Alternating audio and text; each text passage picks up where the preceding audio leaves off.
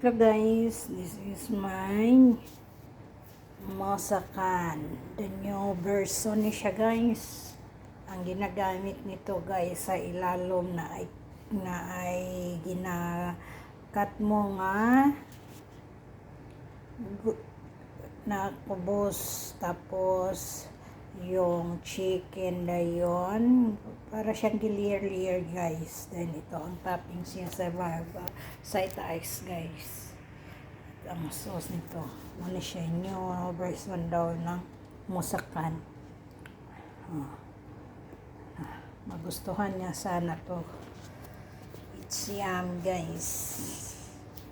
Masarap yung sauce niya guys kasi ano siya, rob at saka roman sauce at saka herda, yung sesame oil, hindi, yung sesame niya parang peanut butter, yun ang sauce niya, at saka lemon at saka garlic.